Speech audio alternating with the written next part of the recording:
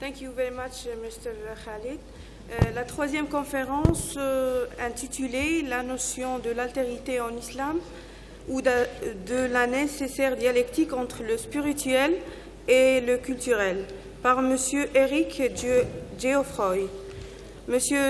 Geoffroy est professeur d'études arabes et islamiques à l'Université de Strasbourg et aussi à l'Université ouverte de Catalogne, Barcelone, et aussi professeur d'études arabes et islamiques à l'Université catholique de Louvain, Belgique. Auteur d'une dizaine d'ouvrages spécialement sur la spiritualité islamique et le soufisme. Membre du Conseil français du culte musulman, CFCM, de 2001 à 2004. C'est une personnalité qualifiée. Je l'invite à commencer sa conférence. Monsieur Eric Geoffroy. Geoffroy. Je m'excuse. Bismillahirrahmanirrahim. Wassalatu wassalamu ala sayyidina Muhammad mab'ous rahmatan lil alamin. Je vais parler en français, ça me verra le pluralisme linguistique. Mon frère Khalid parlait du temple, de la notion de temple. Et je crois que je peux rebondir sur cette notion. Pour partir donc du hadith al-Nabawi, que j'ai traduit rapidement en français pour faire plus bref, la terre entière est une mosquée pure. Non pas au sens où l'islam historique communautaire devrait être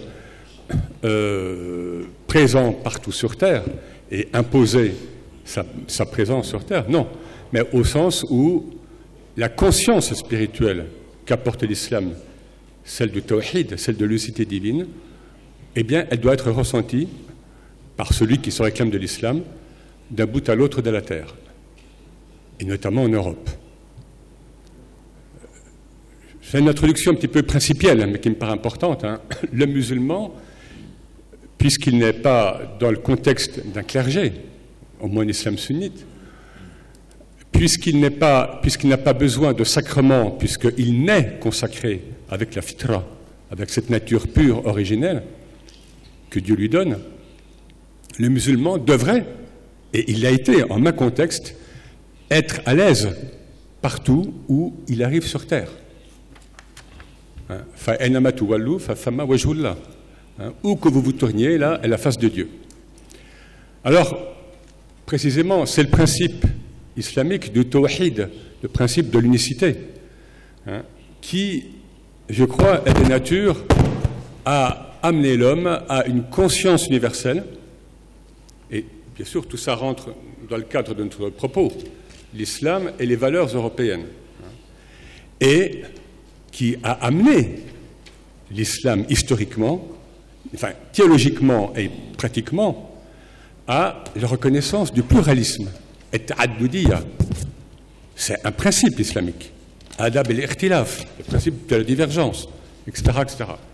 Je ne vais pas vous citer des versets coraniques, qui sont nombreux, sur le pluralisme religieux, le pluralisme culturel, le pluralisme linguistique, qui sont donc prônés par l'islam même. Alors,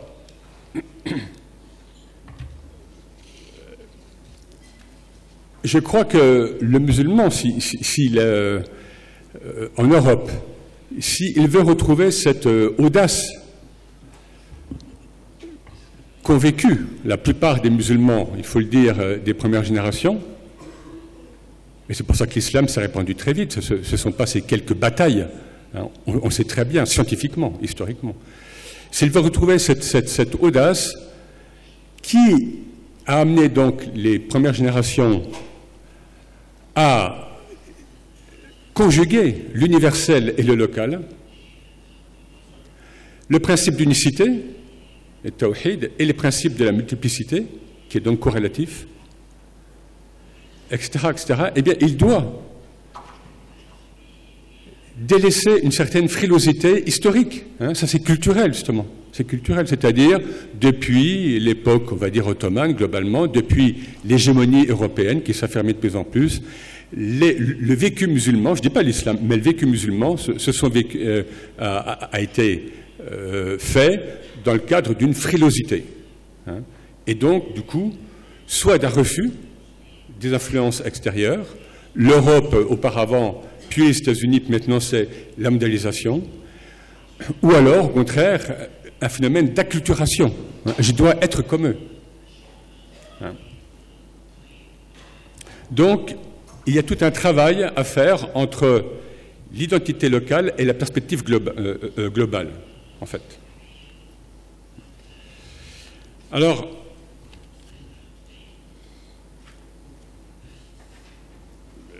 comme je l'ai dit, j'ai cité donc ce verset, où que vous vous tourniez, donc là est la face de Dieu. Voilà, c'est-à-dire que tout dans l'univers est un signe et fait sens.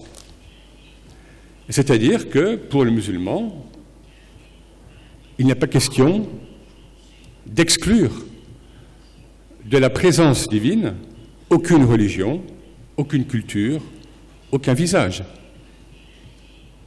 Puisque le visage de Dieu est partout, spirituellement, évidemment.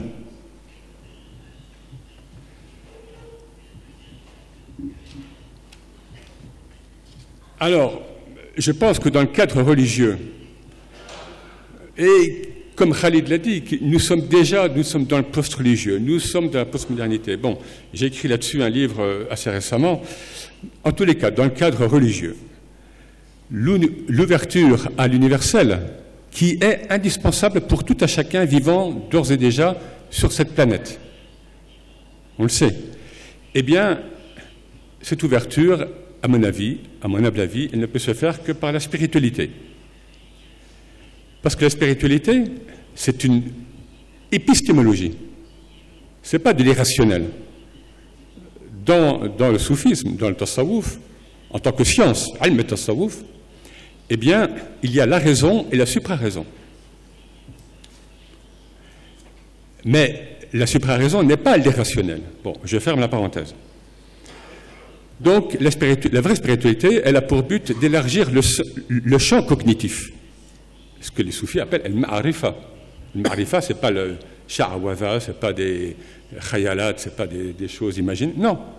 Hein, c'est se donner les outils rationnels et suprarationnels pour avoir une meilleure appréhension du monde, et notamment de l'Europe et des valeurs européennes.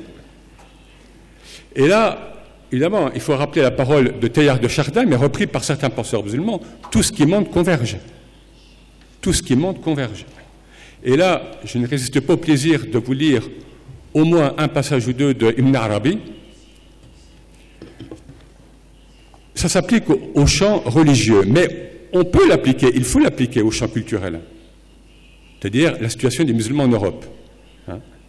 Ibn Arabi nous dit quelque part, prends garde à ne pas te limiter à un credo particulier en reniant tout le reste, car tu perdrais un bien immense. On est vers 1200, en pleine période des croisades.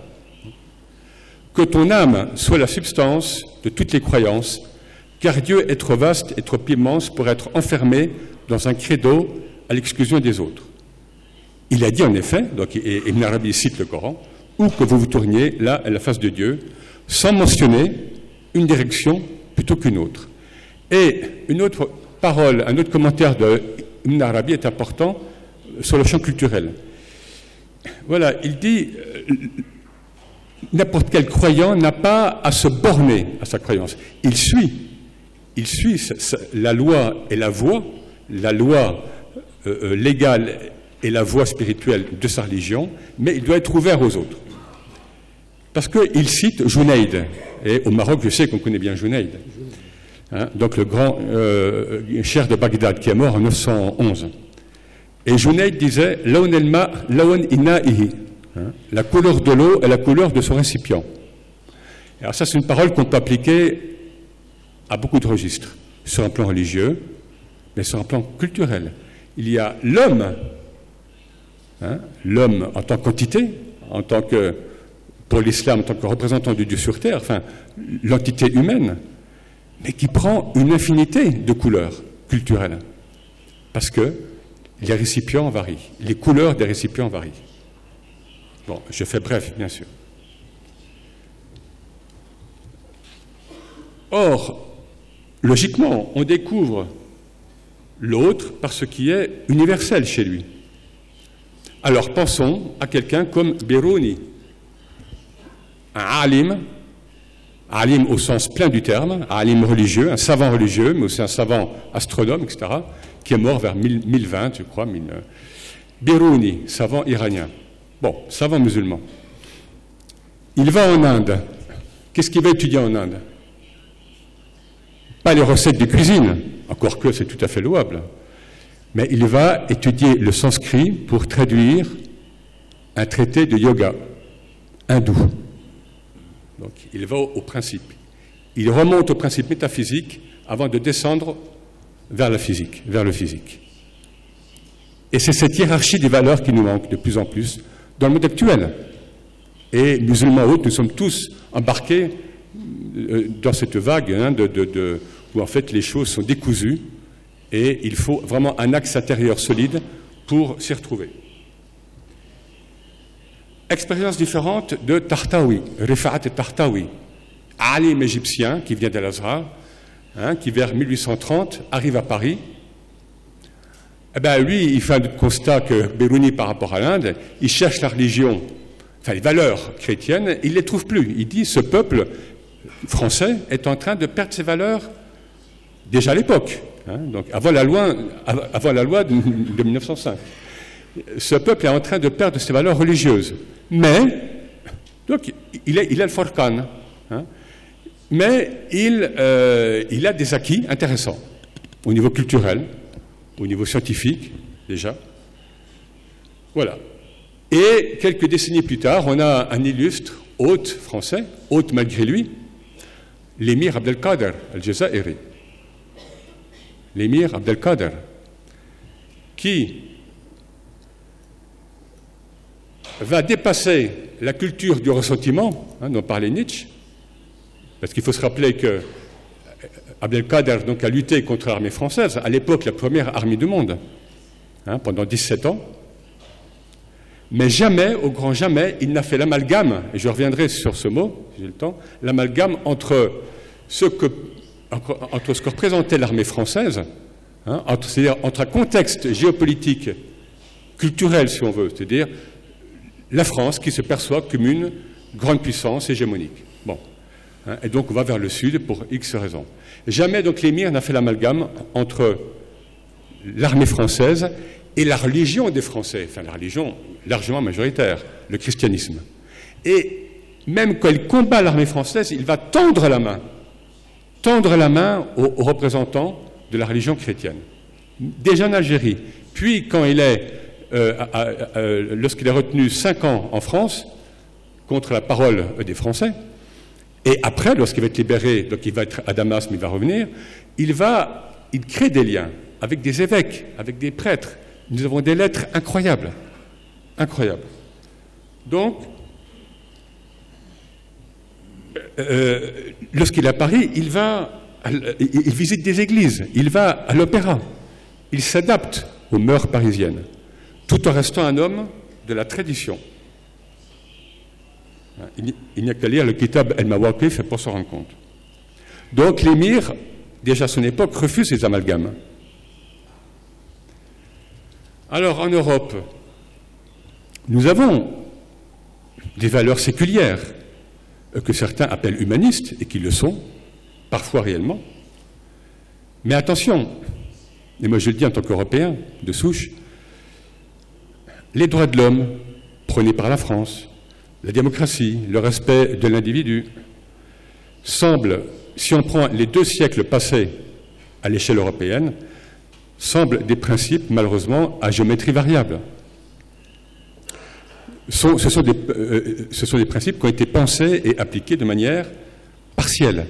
Et d'ailleurs, la démocratie athénienne n'était pas autre chose que cela. C'était pour certains. Et les autres... Et là, en résonance, je pense au penseur pakistanais, enfin indien, mais qui a été un des pères spirituels du Pakistan, Mohammed Iqbal, bien sûr, mort en 1938, et qui, lui, à la fin d'un livre, nous dit que le projet de l'islam est d'établir une démocratie spirituelle. Ah, moi, quand je parle de l'émir, ou bien d'autres, je parle d'humanisme spirituel. Autre valeur européenne, ambivalente pour moi, le concept d'État-nation, qui naît avec le XVIIe, XVIIIe, et qui naît en France d'abord, puis après ailleurs en Europe. Ce concept d'État-nation exporté largement hors d'Europe, et qui a, moi je le dis franco, dégénéré, dans bien des cas, dans des nationalismes meurtriers, dans des identités meurtrières, comme dit tel auteur. Par contre, en Europe, nous avons, par exemple, en tant que croyants musulmans, nous avons l'art sacré européen. Nous avons les cathédrales, nous avons la musique classique. Est-ce qu'une cantate de Bach n'est pas le tasbih? Est-ce que la musique religieuse, chrétienne ou occidentale n'est pas une sorte de glorification de Dieu? Tasbih que le musulman peut recevoir et peut intégrer. Razali, l'imam Razali et d'autres ulama nous disent, en gros, je résume, dans ce qui est culturel, et la musique par exemple, prenez ce qui est beau et délaissez ce qui vous paraît aller vers le laid. Donc c'est une question d'ijtihad personnel. Et le musulman en Europe, il est toujours confronté, ou bien il doit être toujours dans une démarche d'ijtihad personnel. En vérité, les particularismes culturels sont relatifs. Et précisément, seul le spirituel tend vers l'absolu. Il n'y arrive jamais. Et cette tension, c'est ça le djihad. Une tension intellectuelle, spirituelle, scientifique, etc. Je prends un exemple. Youssouf Islam, donc le chanteur Cat Stevens. Pendant plusieurs années, après sa conversion, il a fait du madh, il a fait de inshad dans un cadre, selon lui, ce qui était donc le cadre d'une musique dite islamique. Et puis voilà que depuis quelque temps, il se dit, mais non. Enfin, bon, ok, ce que j'ai fait, c'est bien, mais non, je suis européen. Et il s'est réouvert à des formes musicales plus en phase avec ce contexte culturel, mais toujours avec la niya, avec l'intention d'aller vers le beau. Parce que, bien sûr qu'il y a un art islamique, bien sûr que l'art islamique est à peu près non figuratif, encore que quand on voyage en pays musulman, on voit que la figuration existe pas mal. Mais bien sûr qu'il y a donc certains principes dans l'art islamique ou dans la culture islamique. Mais il n'y a pas de musique islamique, par exemple. C'est pas vrai. Encore une fois, les deux catégories du jamal, la beauté et la miséricorde, et de jalal, la rigueur, la majesté divine, elles se retrouvent dans la musique classique. Moi, en tant qu'Européen, voilà. Si j'écoute Beethoven ou bien Brahms, je serai plutôt dans le jalal. Si j'écoute telle ou telle musique européenne, je serai dans le jamal. Qu'est-ce qui m'en empêche? C'est mon ijtihad. Celui de Khaled, ce sera un autre ijtihad. Celui de mon voisin, ce sera un autre ijtihad.